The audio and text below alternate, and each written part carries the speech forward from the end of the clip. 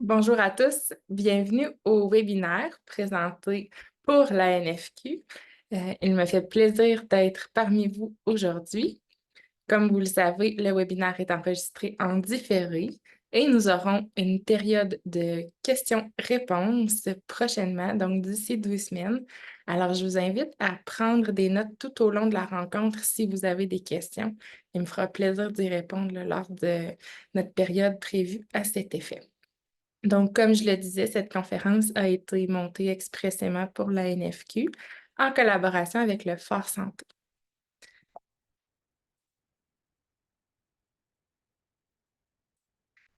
Je vais commencer par me présenter. Donc, je suis Valérie Bouchard et j'ai démarré ma propre entreprise en éducation spécialisée au niveau de la stimulation du langage et en orthopédagogie au nom de Tout s'apprend. Je pratique à Varennes ainsi qu'à Sorel-Tracy à la clinique Le Fort Santé, d'où le logo ici de la clinique Le Fort Santé. C'est que je collabore fréquemment avec cette clinique dans le but de monter différents projets. Alors, mon parcours, j'ai fait ma technique en éducation spécialisée au Cégep de Sorel-Tracy. J'ai travaillé ensuite dans les écoles, donc dans les classes adaptées, surtout en autisme. J'ai décidé de poursuivre ensuite à l'Université de Montréal. J'ai complété un baccalauréat par cumul de certificats. J'ai donc à mon actif un certificat en intervention psychosociale, un certificat en petite enfance et famille, ainsi qu'un certificat en autisme, parce que les élèves qui vivaient avec un trouble du spectre de l'autisme venaient me chercher tout simplement. J'ai adoré travailler en classe TSA. Durant mon parcours en classe TSA, malheureusement, nos élèves n'avaient pas accès au service d'une orthophoniste puisqu'ils étaient en classe adaptée, ce que je déplorais. Mais j'ai décidé, moi, d'aller me former au Cégep de l'Apocatière. J'ai fait un AEC en stimulation du langage. Donc, c'est un AEC qui est offert aux personnes qui ont déjà une formation en intervention. Puis, ça m'a permis d'aller soutenir les élèves qui étaient non-verbaux ou qui avaient des difficultés au niveau du langage. J'ai travaillé quelques années encore dans les classes TSA, puis ensuite, j'ai eu envie de devenir l'enseignante des classes TSA. J'étais la TES de ces classes-là, mais ensuite, j'ai voulu devenir l'enseignante. Et c'est à ce moment-là que j'ai eu un gros coup de cœur pour le métier d'orthopédagogue. J'ai donc choisi ce volet-là durant mes études et j'ai travaillé au centre de services scolaires de ma région. Et je complète actuellement à l'Université de Sherbrooke ma maîtrise en orthopédagogie. Donc, ça, c'est pour mon parcours un peu plus professionnel. Et au point de vue personnel, je suis la maman de 4 beaux enfants de 9, presque 8, 5 et 4 ans, dont certains ont des besoins particuliers, des diagnostics aussi. Donc, à un certain point, je crois que je suis capable d'aller me positionner à la place des parents sans prétendre là, vivre ce que vous vivez aussi. Mais je crois être en mesure d'avoir cette sensibilité-là. Donc, voilà, c'est comme ça qu'on va commencer aujourd'hui. Le but et les sujets qu'on va aborder, en fait, mon but, c'est de vous proposer des outils puis des stratégies concrètes, pour faciliter la période des devoirs et leçons, qui est souvent une période tendue où on essaie d'avancer des choses. Donc, on va voir ensemble comment on peut se fixer des objectifs pour que cette période-là devienne plus douce. Donc, premièrement, on va aller regarder les bases du programme au niveau du programme de formation de l'École québécoise. Ensuite, on va aborder quelques outils et stratégies. Et puis, finalement, on va aller regarder ce qu'il y en est pour les devoirs et leçons et la préparation aux évaluations. Donc, les bases du programme. Ce que ça nous dit, le programme, en fait, c'est, ici, je m'attarde surtout à la lecture puis à l'écriture, ainsi qu'aux mathématiques. Donc, évidemment, il y a d'autres matières qui sont enseignées à votre enfant. Ce qui nous intéresse surtout, en fait, en orthopédagogie, c'est la lecture, l'écriture et les mathématiques. Donc, en lecture, on va travailler avec 4 dimensions de la lecture. Lorsque l'enfant lit un texte, il doit comprendre, donc des indices explicites et implicites. Par exemple, dans la phrase Le chat roux d'Anatole mangeait ses croquettes, une question explicite serait de quelle couleur est le chat d'Anatole. Donc ici, c'est explicitement indiqué dans le texte. Alors que pour la compréhension implicite, c'est tout ce qui concerne les inférences. Alors, si par exemple, je vous dis il neigeait dans le parc et la neige couvrait le sol et qu'on questionnerait votre enfant en disant à quelle saison se déroule le récit, c'est l'hiver. Donc, ce n'est pas indiqué explicitement, mais on le déduit parce qu'il y a des flocons. Ensuite, l'enfant va devoir réagir, donc se positionner par rapport à ce qui a été lu dans le texte. Il va devoir interpréter des informations et il va devoir apprécier. Est-ce que tu as aimé ou tu n'as pas aimé? Ensuite, au niveau de l'écriture, il y a 5 critères qui sont évalués en écriture. Vous pouvez, quand vous recevez les évaluations de votre enfant, il y a souvent une grille qui accompagne sa production et dans chaque colonne ou chaque ligne, selon comment la grille est construite par l'enseignant, l'enseignante, il y a 5 critères. Il y en a 3 au premier cycle et 5 au deuxième et troisième cycle. Donc, adaptation à la situation. Est-ce que l'enfant a compris le projet d'écriture? Est-ce qu'il a adapté son écriture à ce qui était proposé? La cohérence du texte. Donc, est-ce qu'entre chaque paragraphe, le texte coule bien? Au niveau du vocabulaire, est-ce que le vocabulaire est recherché? Est-ce que le vocabulaire est riche? 4, la syntaxe et la ponctuation, donc l'ordre des mots dans la phrase, est-ce que c'est bien positionné? Est-ce que la phrase est bien ponctuée aussi? Et finalement, on a le critère en orthographe, donc autant l'orthographe d'usage que grammaticale. L'orthographe d'usage, c'est par exemple être capable d'écrire le mot échelle de la bonne façon. Et grammatical, c'est si par exemple j'avais les échelles, je dois aller positionner un S à la fin d'échelle. On est plus au niveau de la grammaire.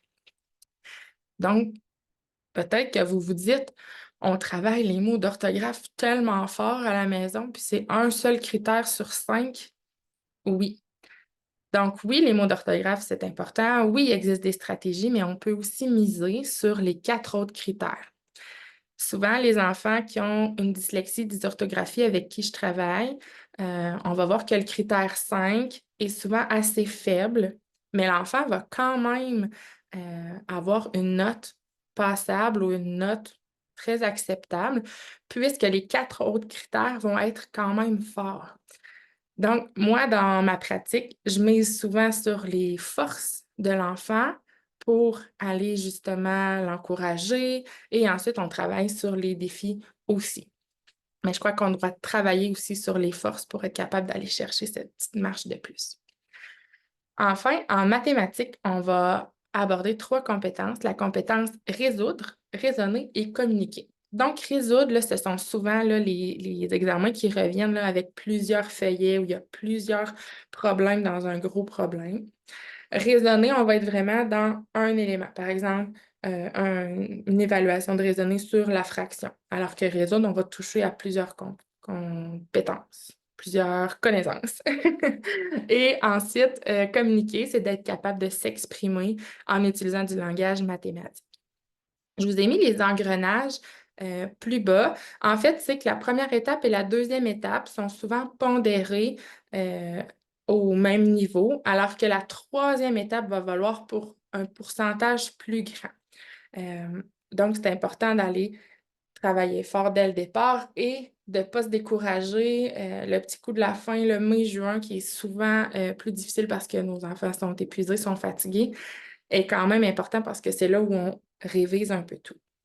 Je vous ai mis aussi les engrenages parce que de plus en plus, les enseignants vont aborder les connaissances, les sujets de façon en boucle, comme on dit. Donc, si l'enfant voit une fraction, on va continuer de travailler un peu la fraction de différentes façons dans l'année et non seulement de telle date à telle date, on fait des fractions. Donc, cette méthode-là permet à l'enfant d'aller solidifier ses apprentissages aussi au fil des mois. On va embarquer tout de suite dans les outils et les stratégies. Donc, on va y aller avec la lecture, l'écriture et les maths. En lecture, il y a 8 zones cérébrales qui sont sollicitées lorsque votre enfant lit. Donc, on peut penser que la lecture, c'est de prendre le son que font les lettres, les mettre ensemble, ça fait des mots, on lit. Alors que c'est beaucoup plus complexe que ça pour les enfants d'aller lire. Alors, je n'irai pas ici vous faire un cours de biologie avec les zones. C'était simplement pour souligner à quel point c'est exigeant quand même pour le cerveau, pour l'esprit de nos enfants, en fait, d'apprendre à lire. Ce qui doit être fait en lecture, l'enfant doit reconnaître automatiquement les mots comme des images dans le cerveau, ce qu'on appelle l'adressage. Donc, c'est souvent nos mots étiquettes que nos enfants ont à étudier à la maison. On va expliquer un peu l'adressage comme le fait de prendre une photo du mot et de le reconnaître sans avoir à le lire. Donc, par exemple, le mot maman ou le mot école, qui fait souvent partie des mots étiquettes, ou dans, avec. L'enfant n'aura pas à aller décoder le avec. Ça va être tout de suite le mot avec qu'il va reconnaître. Extraire rapidement les mots de la mémoire visuelle à long terme pour une désignation rapide. Donc, ces mots-là vont s'ancrer dans la mémoire à long terme pour être capable d'aller les dire rapidement. C'est ce qu'on va appeler la fluidité. Donc, certains parents vont recevoir en cours d'année des débits de lecture. Peut-être que vous n'êtes pas familier avec ces termes-là, en fait, mais c'est que souvent les orthopédagogues vont effectuer un peu un dépistage à travers l'école pour aller évaluer la fluidité de la lecture d'un enfant. La recherche démontre que plus la lecture est fluide, plus l'enfant comprend ce qu'il lit. Alors, parfois, on va aller travailler en fluidité aussi. Associer les mots lus à leur signification, donc d'enrichir le vocabulaire, qui est emmagasiné dans la mémoire à long terme. Donc, on lit des mots, on associe le mot à un sens. Garder en mémoire les mots et leur signification pour les phrases et les passages, donc ça sollicite la mémoire de travail. Connaître la structure des phrases et la ponctuation. Alors, on parle ici de la grammaire, d'être capable de savoir qu'ici, je baisse la voix parce que ma phrase se termine. Mettre en relation les mots lus, le sens des mots et la grammaire. Donc, tout ça, lorsqu'on les met ensemble, on peut accéder à la compréhension.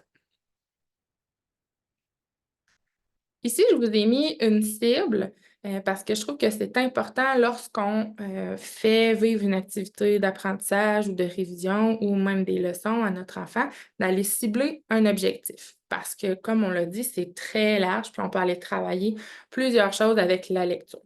Donc, on peut soit aller travailler le débit. Est-ce que le débit de lecture de mon enfant est rapide ou c'est plus lent? Donc, on essaie que le débit soit assez soutenu pour que ça ne nuise pas à la compréhension. L'expression, encore une fois, si mon enfant lit puis que c'est comme ça, c'est plus difficile de mettre du sens. Alors que, boum, s'il lit avec expression, le récit est soudainement plus intéressant. La ponctuation aussi, donc est-ce que c'est un questionnement, est-ce que c'est une exclamation ou il y a 3 points de suspension? Les liaisons, hein, les amis, ça fait moins de sens que les amis lorsqu'on le lit. Le rappel, donc ça signifie le rappel d'aller lire un récit, lire une histoire, lire un texte et d'être capable de se rappeler des éléments importants. Parfois, le rappel, je donne comme exemple, quand nos petits sont à la maternelle, qu'est-ce que tu as fait aujourd'hui? Ben rien. Hein? Alors, faire un rappel de sa journée, c'est plus difficile. Alors que nous, comme parents, on aimerait connaître les détails et tout savoir sur sa journée. Donc, il y a des enfants qui vont faire un rappel de leur lecture très bref, puis d'autres qui vont ajouter des détails où ça va être riche. Ça nous indique un peu aussi la compréhension qu'a l'enfant du texte qu'il a lu. Donc, on peut aussi poser les questions selon les 4 dimensions dont on a parlé au début. Et il y a l'exactitude. Donc, est-ce que les mots que j'ai lus, ce sont les bons? Les poissons nagent, les poisons nagent. pas le même sens. Donc, on va aller travailler en adressage et en assemblage. L'adressage, on se souvient, c'est de faire une photo du mot. Et l'assemblage, c'est d'aller décoder souvent syllabe par syllabe pour faire un mot. On va dire que les enfants sont en voie d'assemblage lorsque les mots sont inconnus ou lorsque les mots sont longs. Locomotive va être un mot plutôt à aller segmenter en syllabes pour ensuite en faire un mot que de reconnaître le mot locomotive. Éventuellement, plus on vieillit, peut-être que comme parent, vous voyez le mot locomotive puis vous n'avez pas à le décoder ou l'assembler, en fait, pour le reconnaître. Ici, je vous ai mis quelques difficultés en lecture qui arrivent souvent avec quelques petits trucs parfois qui peuvent aider. Donc, lorsque l'enfant a de la difficulté à faire l'association entre le son et le symbole, ou le symbole-son, en fait, souvent, ça arrive ici avec le fameux B, D, P, Q. Les enfants vont les inverser ou les changer d'orientation aussi. Il y a un certain temps, j'ai vu passer une espèce d'oiseau aussi où il y avait le bec, le dos, les pattes et la queue. Ce que j'aime avec cet outil-là de bébé dinosaure, c'est que c'est une phrase.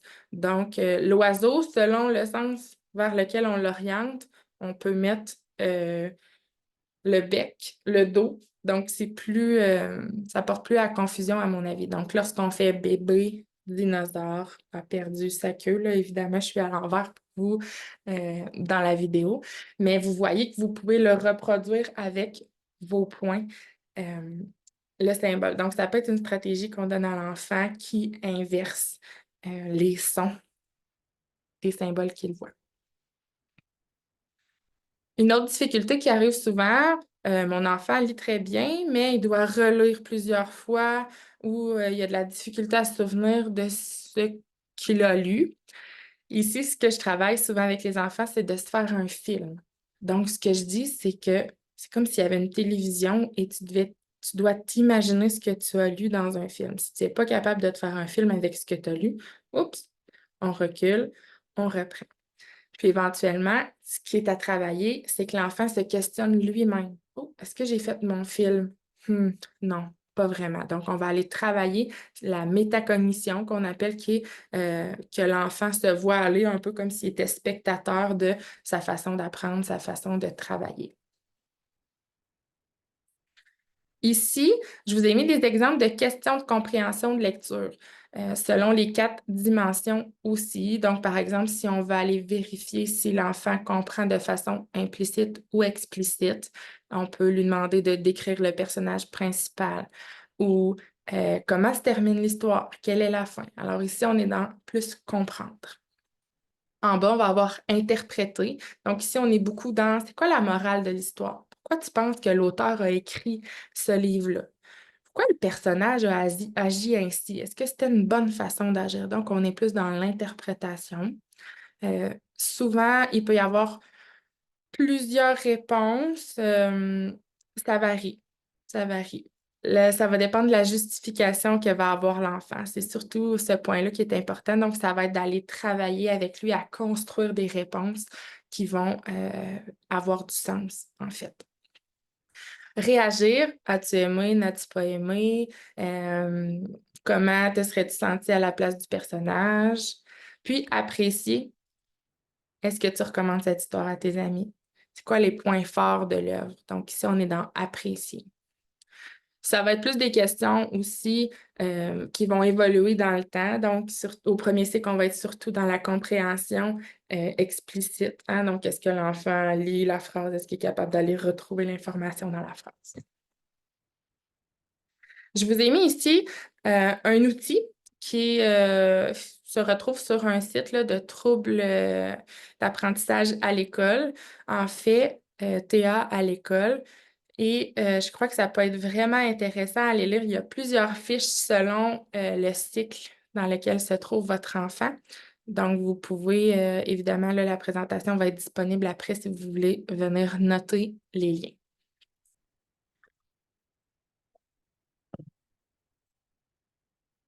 On poursuit avec l'écriture. Donc, jusqu'ici, je vous invite à nouveau à aller noter vos questions. Puis, on se retrouve là lors de la soirée questions-réponses. Ça me fera plaisir si vous avez besoin de davantage de précision ou s'il y a des choses qui étaient moins claires. Au niveau du processus d'écriture, donc, on croit aussi, hein, encore une fois, un peu comme la lecture, que on écrit. Alors que le processus d'écriture est vraiment plus complexe.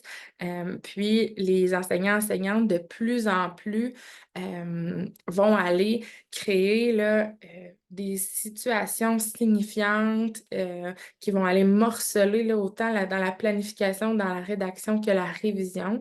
De ce que j'ai vu dans ma pratique, j'ai vu des planifications tellement intéressantes qui vont amener l'enfant à avoir le goût d'écrire. Vraiment, là, les enseignants là, travaillent fort pour aller stimuler là, l'intérêt des enfants. Donc, la planification, on est justement dans qu'est-ce qui va se retrouver dans notre récit ou dans notre texte d'opinion selon l'élément qui est abordé, selon le type de texte, ce que je voulais dire, qui va être abordé. Donc, on va faire notre plan, on va aller regarder si notre structure, tout ce qu'elle doit comprendre avant même d'aller faire la rédaction. Une fois qu'on va avoir rédigé notre texte, on va aller utiliser nos outils de révision, on va aller l'enrichir, on va aller le corriger. Vous voyez, au centre, il y a auto-évaluation. À chaque étape, l'enfant va s'auto-évaluer et peut même aller retourner derrière. Ah, je me rends compte que finalement, mon élément déclencheur, c'est peut-être pas assez puissant.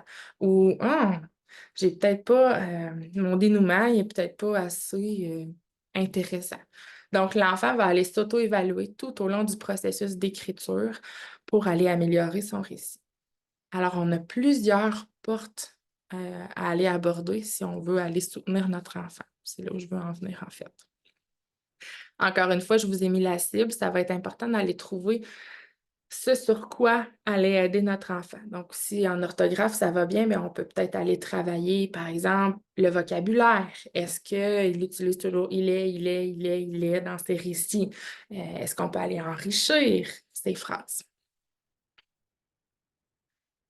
Donc, ici, je vous ai mis des idées d'activités, en fait, pour aller travailler l'écriture. Je vous ai mis le lien aussi, c'est pas un reportage, je cherche mes mots.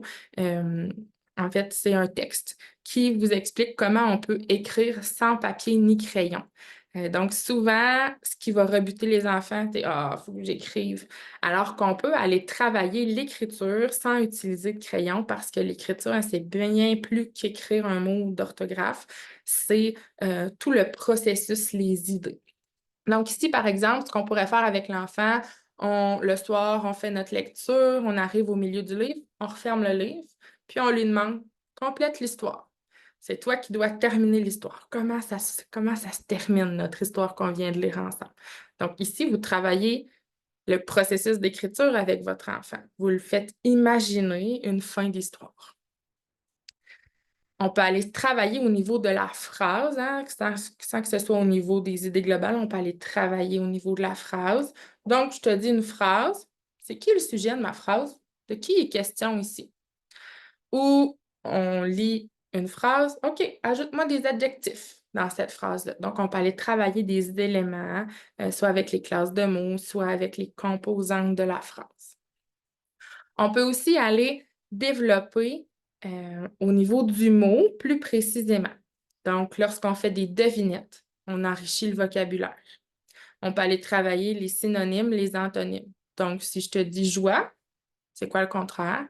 Ah ben là, on peut travailler à colère, furie, frustration. On essaie d'aller travailler à enrichir le vocabulaire.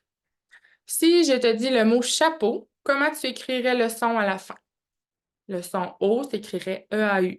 Donc, on n'est vraiment pas dans papier-crayon, j'écris le mot chapeau. Je questionne mon enfant.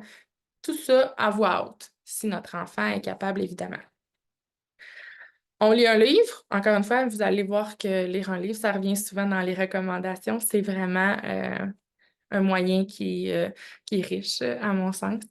Donc, ici, dans la phrase, identifie la classe de mots de ce mot-là. Alors, on a 8 classes de mots. Est-ce que c'est une préposition? Est-ce que c'est un adjectif? Est-ce que c'est un nom? Évidemment, plus les enfants sont petits, on va plutôt être dans nom propre, nom commun, petit déterminant, oh, un adjectif. Éventuellement, au deuxième cycle, on va ajouter, ah, c'est un verbe. Il fait quoi? Et on peut aussi aller demander à notre enfant, pointe-moi les mots qui sont au pluriel. Alors, pourquoi ici les souris? Les souris, c'est au pluriel parce que ça prend un S. Ah oui, mais attention, souris, ça prend un S aussi au singulier. Donc, on peut aller travailler comme ça les mots. Et on peut aller demander justement, trouve-moi un nom commun qui est masculin. Alors, en genre et en nombre, ce sont toutes des façons d'aller travailler l'écriture avec nos enfants sans que ce soit vraiment le geste graphique. Ici, je vous ai mis encore une fois pas des idées de difficultés en fait, mais des difficultés qui reviennent souvent et je vous ai proposé là, des petites idées là, en fonction de ça. Donc, l'enfant qui a de la difficulté à orthographier les mots parce que là, ils ont leur liste de mots d'orthographe à apprendre par cœur et c'est fastidieux, c'est plus difficile. Donc, ce que je fais avec un de mes garçons, entre autres, c'est qu'on va aller prendre un petit tableau puis on va aller se faire des boîtes et on va aller regrouper les mots par difficulté. Ici, j'aimais beaucoup cette liste de mots-là parce que vous voyez, la lettre N devient M devant les lettres P et B. Alors, les mots sont déjà regroupés par régularité ou orthographique ou par difficulté, en fait. C'est super, par exemple, d'avoir les mots d'orthographe de l'Halloween parce que c'est ludique, c'est amusant, mais on n'est pas dans les mêmes difficultés orthographiques, ce qui est plus difficile, à mon sens, pour l'enfant. Donc, ici, on a bien sûr le M devant PB, mais on peut aller encore préciser d'avance. Donc, ici, je vous ai mis du rose, par exemple, le numéro 15 composé et 24 trompé. Je les aurais mis ensemble. Et puis, on aurait regardé avec mon garçon. Ah, ici, c'est un verbe à l'infinitif. C'est un verbe qui est à sa forme la plus simple, donc ER à la fin. Ensuite, on serait allé regarder le mot impatience. Je l'aurais mis à part parce que j'aurais dit le T ici, il fait S. Ça fait partie d'une des difficultés. On va essayer de s'en rappeler. Assembler, même chose. Si je mets un seul S à assembler, qu'est-ce que ça fait? Ça fait assembler. Donc, il aurait été dans une case précise pour cette difficulté-là. Ensuite, quand, complet et même un combat au numéro 5, je les aurais mis ensemble parce qu'on a une lettre muette à la fin. Et une des stratégies lorsqu'on a une lettre muette, c'est d'aller chercher un mot de même famille. Donc, camp, camping, ça me prend un P. Combat, combattre, ça me prend un T à la fin. Donc, je les aurais mis ensemble aussi parce que la même stratégie va être utile pour aller trouver leur orthographe. Euh, un outil technologique, une application en fait que j'aime beaucoup, c'est Magimo. Ça se trouve sur la plateforme Alloprof, qui est un site aussi rempli là, de trésors là, pour les parents. Il y a la section Alloprof parents où vous pouvez je fais une parenthèse, là, mais où vous pouvez aller poser des questions et chatter directement là, avec des enseignants qui sont là pour vous répondre lorsqu'on est rendu à enseigner le prédicat ou à pas enseigner, mais à aller aider notre enfant à comprendre c'est quoi un prédicat alors que ça ne nous a pas été enseigné comme ça. Je l'ai vécu. Ou à l'université, on ne m'a pas parlé de prédicat. Alors j'ai dû aller moi-même regarder ce que c'était. Euh, donc, c'est ça, c'est vraiment très adapté là, pour les parents. C'est bien expliqué. Il y a des vidéos aussi. Puis on peut même, c'est ça, avoir accès à une ressource là, en direct. Donc, je ferme la parenthèse. Mais l'application, le jeu Magimo est vraiment intéressant parce qu'on a un personnage qui traverse différentes missions. Puis l'enfant, pour aider à faire avancer le personnage, va devoir aller taper son mot d'orthographe. Donc, ça rend la chose un peu plus ludique aussi. Je dirais qu'une fois qu'on a fait cette étape-ci, d'avoir étudié nos mots, d'avoir regardé comment ils s'écrivent, de les avoir analysés, on peut aller utiliser Magimo ensuite là, pour s'exercer au fur et à mesure là, que la semaine avance. Lorsque l'enfant a aussi de la difficulté à mémoriser l'orthographe des mots, ce que j'aime beaucoup, c'est d'aller faire euh, un orthographe illustré, en fait. Donc, je vous ai mis le lien. Il y a plusieurs images et si même vous tapez là, sur Google orthographe illustré, vous avez plusieurs propositions. Alors ici, échelle va s'écrire avec deux L. On peut aller se faire un dessin. Donc, une fois qu'on a fait la première étape d'analyser, qu'on les a pratiqués, s'il y a des mots qui ne rentrent pas, on peut aller accrocher justement une espèce de photos ou de visuels là, pour les enfants pour qui ce serait facilitant. Alors, j'ai envie de vous lancer le défi. Je vais vous donner environ 2 minutes pour aller essayer de créer une orthographe illustrée avec les mots ici qu'on a. Donc, vers, qui est un ver de terre. Vers, je me dirige vers la maison. Vers, un verre pour boire. Et vers, comme la couleur. Alors, essayez d'imaginer qu'est-ce que ça pourrait être, un orthographe illustré pour ces mots-là. Je vous donne environ 2 minutes.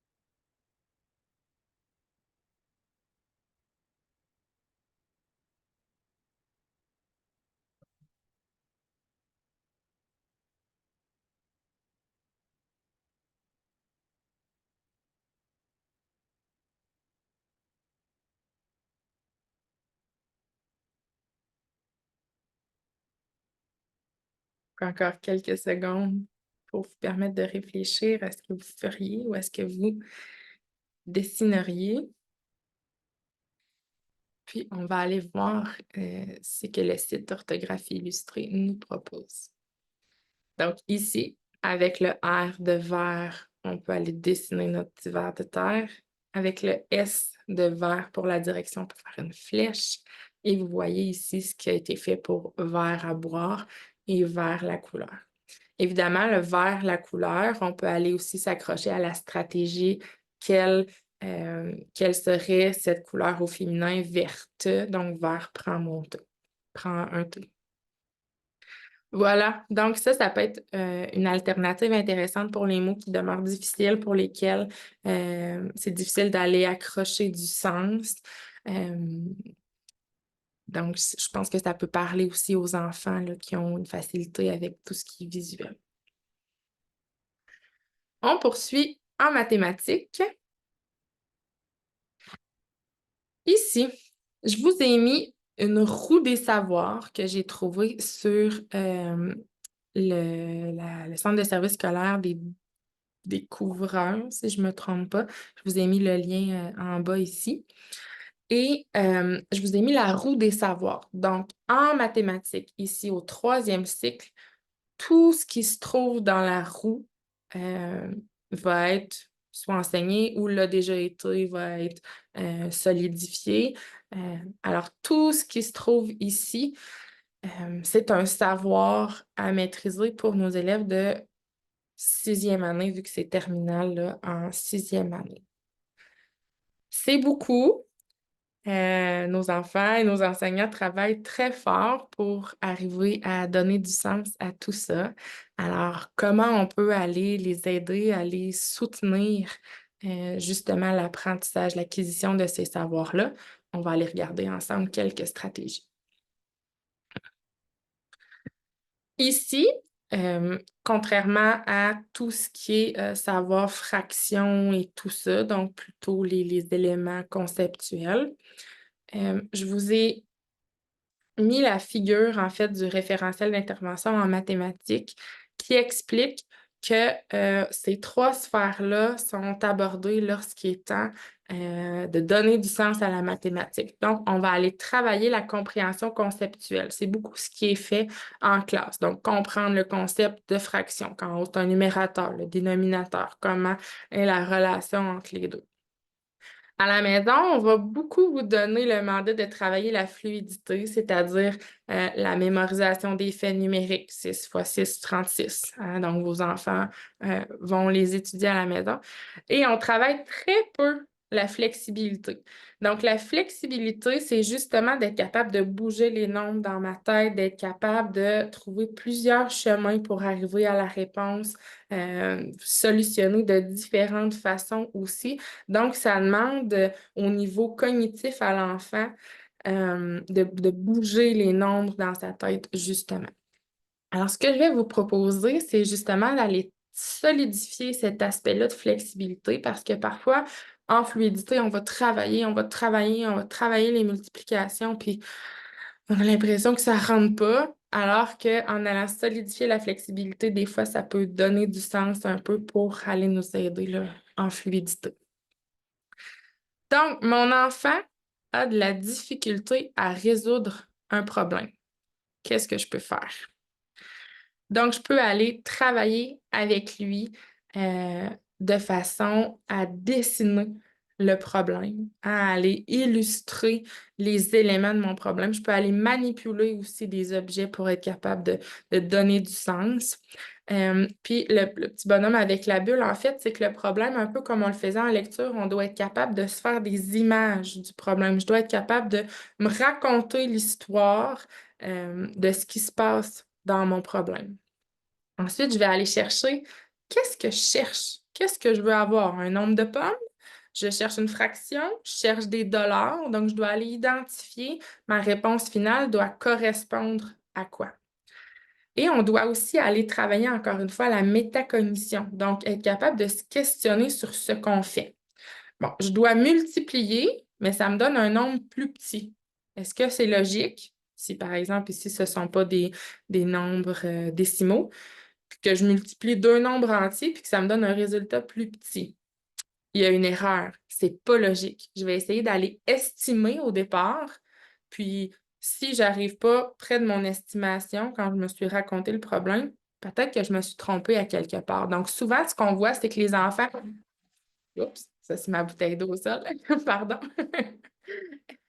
Euh, J'en perds mon idée.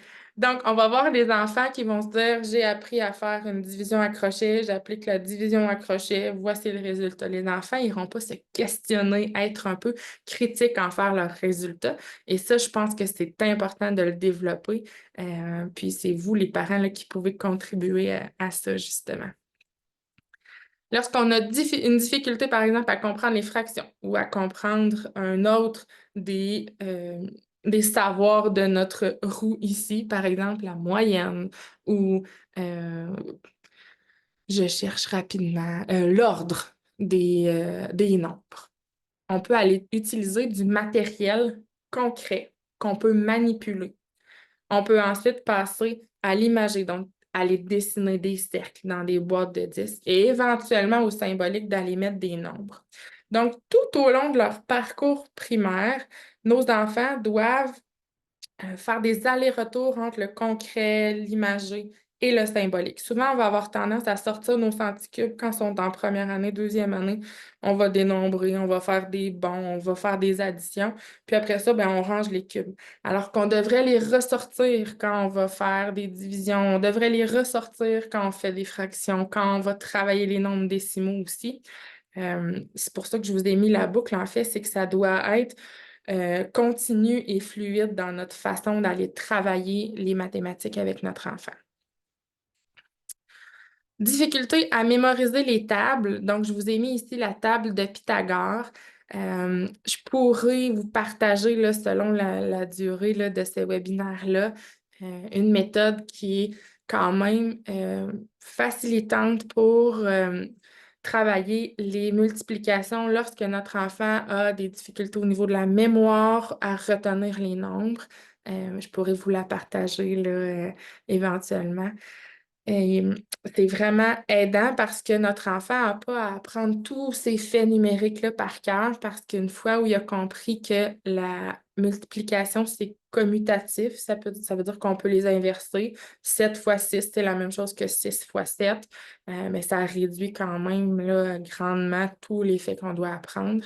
Et lorsqu'il réalise aussi que dans chaque colonne, c'est un bon, par exemple, la colonne de 2, ce sont des bons de 2, ça facilite aussi l'apprentissage des tables. Je vous partage aussi une vidéo de Multimalin qui est encore une fois un ancrage visuel pour aller aider nos enfants qui ont de la difficulté à mémoriser les tables. Donc, on le regarde ensemble. Petit coup de cœur là, pour cet outil-là. Pour les tables, par exemple, notre 6 fois 9 ou 7 fois 9 si je ne me trompe pas ici. Bonjour, bienvenue. Moi, c'est Multimalin. Je vais te montrer comment mémoriser les tables de multiplication facilement et en t'amusant. Allez, suis-moi. Tu vois, on arrive à mémoriser des petits textes car on peut se faire des images dans sa tête de ce qu'on veut retenir. Mais pour mémoriser des chiffres, comme dans les tables de multiplication, c'est beaucoup plus difficile de se faire des images dans la tête. Mais rassure-toi, ce n'est pas facile non plus pour les champions du monde de mémorisation. Tu sais, leur cerveau fonctionne comme le tien. Alors, ils ont un secret. Dans leur tête, ils transforment les chiffres en objets ou en personnages.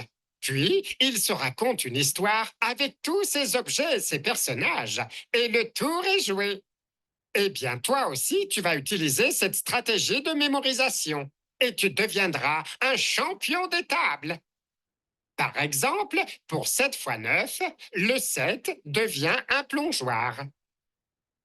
Le signe multiplié, c'est moi, multimalin. Le 9 devient un bonhomme avec une tête d'œuf. Le signe égal est symbolisé par les vagues de la piscine. Le 9, en plongeant en arrière, se retourne pour devenir un 6.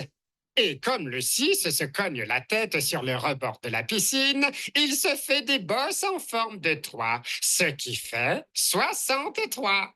Génial! Tu as maintenant l'image du 7 fois 9 égale 63 dans ta tête. Elle est plutôt rigolote, cette image, non? Et tu vas pouvoir t'en servir pour me donner le résultat. Voilà, je... Donc, il y a plusieurs vidéos qui se trouvent sur YouTube pour aller travailler euh, les faits numériques un peu plus complexes. Évidemment, on n'est pas dans le sens mathématique que j'ai 7 paquets de 9. Tout ça a été travaillé au préalable. Ici, on est vraiment plutôt dans un fait numérique là, qui ne s'imprègne pas dans la mémoire et on essaie d'aller trouver une autre porte d'entrée là, pour aller enregistrer cet élément-là dans la mémoire.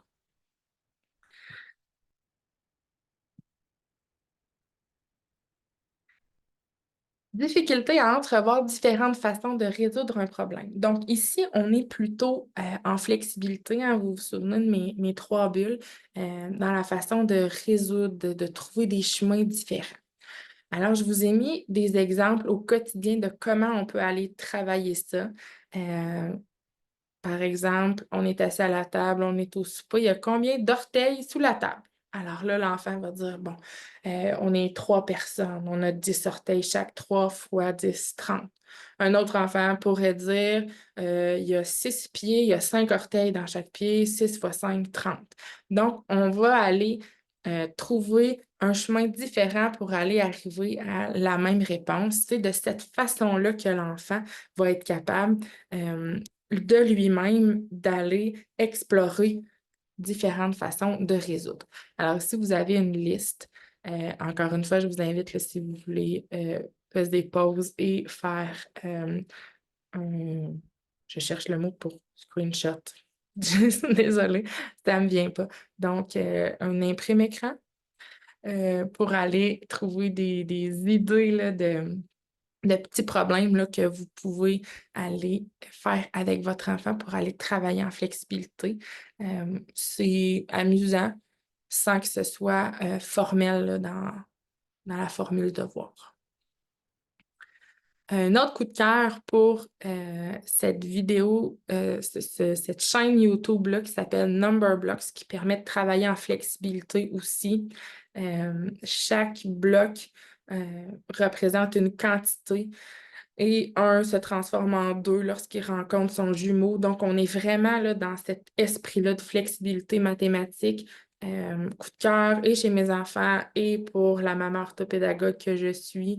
On l'utilise beaucoup à la maison lorsque tout le monde est prêt d'avance. On écoute un number blocks, on essaie d'aller renforcer le bon comportement. Puis moi, ça me déculpabilise un peu de mettre aussi un peu de temps d'écran le matin. Si c'est number blocks, ça va. On arrive ensuite dans devoirs et leçons. Alors, je vous ai mis quelques pictogrammes pour vous donner des stratégies en fonction de différentes façons d'aborder les devoirs et leçons.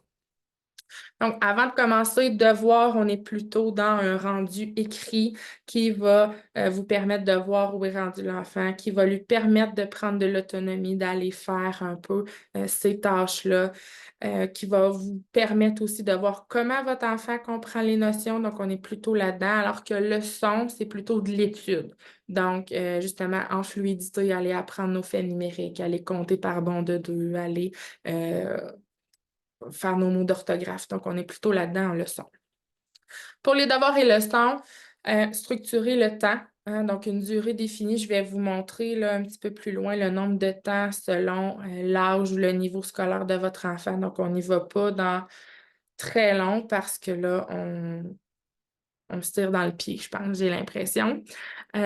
Structurer l'espace, un endroit stratégique. Est-ce que la table à cuisine, ça fonctionne? Est-ce qu'on est mieux avec un petit endroit? Souvent, vous allez voir des gens qui vont recommander qu'il y ait un petit bureau avec un espace. Je pense que c'est selon chaque famille. Chez nous, ça ne fonctionnait pas. Ça se fait à la table à cuisine. Il n'y a pas de télévision, évidemment. Puis les plus jeunes sont occupés à faire autre chose avec un autre adulte. Donc, je peux me concentrer sur les devoirs. Donc, je pense que c'est vraiment d'y aller avec votre réalité, puis avec ce qui fonctionne. Donc, c'est de l'essai-erreur. Quelque chose qui va fonctionner une semaine ne fonctionnera peut-être pas l'autre semaine d'après. Donc, je crois que c'est d'être créatif dans tout ça, en respectant quand même là, une durée précise.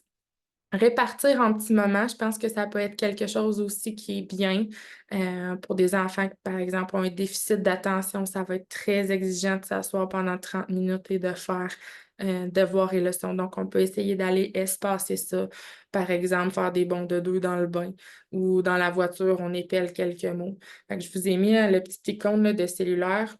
C'est ce que je fais. Je prends une photo au début de la semaine des mots d'orthographe qu'on a regroupés par catégorie de difficulté.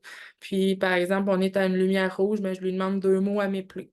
Ou on est, peu importe où, vous comprenez le principe, on essaie d'aller en temps de qualité à certains petits moments plutôt qu'en quantité. Alors, prévoir des quiz spontanés, c'est un peu ce que je fais aussi, qui va aller rajouter une couche de leçons un peu. Alors, je vous ai mis ici, c'est sur le site d'Alloprof que j'ai trouvé ce tableau-là. Je vois que j'ai oublié ma source, mais elle se trouve là, sur l'autre slide, l'autre présentation précédente. Donc, troisième, quatrième année, on est de 5 à 15 minutes, 1 à 4 fois par semaine. Donc, si chez vous, vous dites le samedi matin, on fait notre 20 minutes, on fait notre devoir, c'est réglé pour la semaine, c'est parfait. Je pense que c'est d'y aller encore une fois, grappiller un peu dans la semaine des petits moments.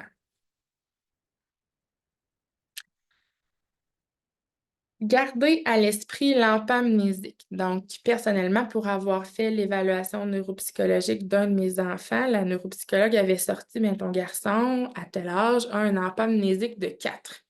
Et c'est là que j'ai réalisé que ça ne donnait rien d'aller travailler la liste de mots d'orthographe dans le même 15 minutes, mais que c'était beaucoup plus gagnant pour lui d'y aller par 4 mots. On en apprend 4, les maîtrise, on passe aux 4 prochains. Donc, encore une fois, si vous n'avez pas cette donnée-là sur l'empamnésique, c'est de l'essai-erreur. Vous pouvez dire, bon, on essaie à 5, on essaie à 10, oups, 10 c'est trop, on va essayer à 7. Donc, c'est d'aller tenir compte, je pense, des forces et des capacités de l'enfant, puis d'aller en fonction de ça, justement. Tenir compte de la disponibilité de tous, donc évidemment de la disponibilité de l'enfant, mais nous aussi, hein, on doit être calme parce que c'est un moment qui parfois peut être tendu pour certaines familles. Si on est en train de brasser le spaghetti puis de finaliser notre courriel, pas un bon moment pour aller faire la lecture à l'îlot. Donc, on doit s'assurer là, que tout le monde peut avoir son focus là, sur ce qui est en train de se passer. On vise la qualité plutôt que la quantité. On peut offrir des choix. Est-ce que tu veux faire ton devoir avant ton bain ou après ton bain? Est-ce que tu veux aller, on se dépêche pour faire la feuille, puis ensuite, on va jouer dehors. Puis d'être prévisible aussi. Donc, souvent, ce qu'on fait, c'est qu'on prend des petits post-it. J'écris sur les post-it ce qu'on a à faire, puis là, l'enfant décide de l'ordre dans lequel il va faire ses devoirs. Donc, à chaque fois, on enlève un post-it aussi, puis il a l'impression que ça avance. Donc, visuellement, c'est encourageant pour lui. Varier les portes d'entrée, hein? Donc, je l'ai dit un peu tantôt, est-ce qu'on va y aller au niveau visuel? Est-ce que notre enfant est quand même la capacité au niveau auditif d'aller épeler ses mots? Augmenter l'exposition aussi. Donc, les mots d'orthographe qu'on sait qui sont difficiles, on peut prendre un feutre qui est fait pour ça, l'écrire dans le miroir. Quand l'enfant se brosse les dents, il le voit. On peut l'écrire sur le frigo, sur un petit post-it, dans la fenêtre. Donc, augmenter l'exposition. Je l'ai déjà mis sur les marches aussi, sur le contre-marche. J'avais mis des post-it sur les contre-marches là, pour aller justement augmenter l'exposition. Le son inversé aussi. Par exemple, si j'ai le mot secret si l'enfant a le mot secret dans sa liste de mots d'orthographe, mais je peux aller lui demander pourquoi le mot secret prend un T à la fin.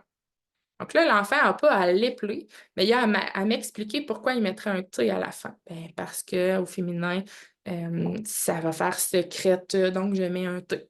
Alors, de cette façon-là, parfois, ça peut alléger aussi.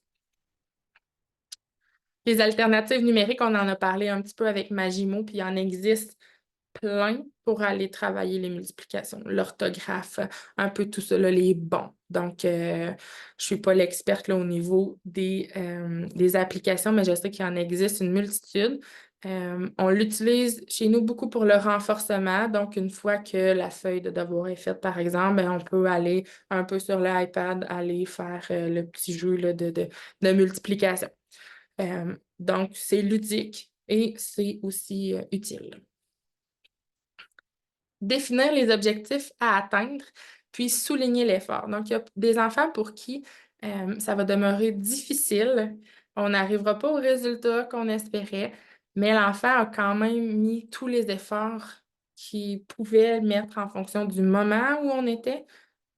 C'est correct. C'est, c'est, ça va. On encourage l'effort. L'important, ce que je dis souvent aux parents, c'est que le rendu des devoirs et leçons ne témoigne pas de vos capacités parentales, hein. Souvent, on veut que le devoir soit beau, qu'il soit parfait pour que la prof pense que. Mais non, les devoirs et leçons, euh, c'est pas pour ça. Puis on peut aussi communiquer avec l'enseignante, dire chez nous, la feuille de devoir, ça prend 40 minutes. Fait que je sais que tu aimes qu'elle soit reçue le mercredi. Est-ce que c'est correct si les maths, c'est le mercredi, puis le français, c'est le vendredi? Donc, je pense que les enseignantes ont cette ouverture-là lorsque le parent est transparent, puis explique la réalité des devoirs et leçons à la maison. Puis définir les objectifs à atteindre, justement. Est-ce qu'on vise la coopération de l'enfant? Est-ce qu'on vise qu'il mette les efforts? Est-ce qu'on vise qu'il soit autonome? Viser tout ça en même temps, je pense que c'est un peu avoir la lunette rose parce que c'est plutôt difficile là, pour certains enfants, surtout ceux qui ont des besoins particuliers. Donc, je pense qu'en se mettant un objectif, en déterminant, ben, moi, je veux que tu fasses les efforts tout au long de la période. même s'il n'est pas arrivé à orthographier adéquatement le mot, il a mis les efforts, on a atteint notre objectif. Justement, on vous dit à la part de responsabilité, c'est une part de responsabilité partagée, puis la communication avec l'enseignant, euh, l'enseignante est important. Part de responsabilité, ce que je veux dire, c'est entre l'enfant et vous. Euh, donc, encore une fois, c'est ça, le rendu témoigne pas de la compétence parentale, puis les enseignants ne pensent pas ça non plus. Ça leur permet en fait de déterminer l'enfant est rendu où, puis vers est-ce qu'il peut passer à la leçon suivante ou est-ce qu'il doit revenir un peu sur ce qui a été fait là, durant la semaine? Préparation aux évaluations, souvent, ça va générer beaucoup d'anxiété pour les enfants. Donc, ce qu'on peut faire, c'est déterminer un échéancier d'études, déterminer aussi, ça va solliciter sa mémoire, ça sollicite sa compréhension. Je le sais qu'au niveau de la mémoire, ça va bien, ça rentre, alors qu'au niveau de m'expliquer c'est quoi une fraction, c'est difficile. Donc, on détermine quel savoir va nécessiter quelles compétences. Est-ce que ça va être plus au niveau de la mémoire, au niveau de la compréhension? Puis on prépare l'étude avec l'enfant de cette façon-là. Gestion de l'anxiété, donc c'est important, je pense, d'avoir des moyens préétablis d'avance qu'on peut aller ressortir lorsqu'arrivent les évaluations, soit les respirations, soit des pensées positives. Donc, ça aussi, il peut y avoir des façons d'intervenir à ce niveau-là. Communiquer avec l'école, hein, donc de dire à chaque matin, lorsqu'il y a une évaluation, c'est difficile. De plus en plus, les enseignants-enseignantes ont des méthodes d'évaluer qui sortent du cadre traditionnel de on est assis en silence avec un crayon. Il y a des entretiens de lecture, il y a même des causeries mathématiques qui peuvent nous permettre d'évaluer. Donc, de plus en plus, c'est possible d'aller évaluer autrement. Les habitudes de vie, donc évidemment le sommeil, l'alimentation qui peut avoir un impact là, sur les moments d'évaluation. On dédramatise l'erreur, puis on souligne les efforts. Donc, souligner l'effort, un peu comme je le disais tantôt. Dédramatiser l'erreur. C'est quoi une erreur, en fait? Est-ce que c'est grave, une erreur? Non. L'erreur, ça nous permet de savoir à quel endroit je peux t'aider. C'est ça une erreur. C'est ce que je dis à mes élèves. La seule règle qu'il y a dans mon bureau, c'est que tu as le droit de faire des erreurs. Parce que moi, ce que ça me dit, c'est où je dois aller t'aider lorsque tu fais une erreur. Je vous ai mis quelques autres ressources aussi qui figurent parmi des sites sur lesquels je me rends fréquemment. Aider son enfant, l'Institut des troubles d'apprentissage, Allo Prof, TA à l'école et Naître et grandir. Il y a un paquet de ressources pour les parents. Vraiment des textes intéressants, quand même assez courts, là, qui se lisent très, très bien. Et je vous rappelle la période de questions lors de laquelle je serai présente avec vous. Alors, mercredi, le 9 octobre, de 19h30 à 20h30. Le lien Teams sera disponible sur le site de l'ANFQ. Vous avez aussi mon courriel si vous avez des questions, des préoccupations, des clarifications aussi, certaines choses qui, qui vous a chicoté ou qui vous a rendu service. Je suis très ouverte là, à recevoir vos commentaires et vos questions aussi si c'est plus précis selon votre enfant. Ça me fera vraiment plaisir. Puis sinon, bien, on se voit le 9 octobre. Au plaisir de vous voir. Merci beaucoup.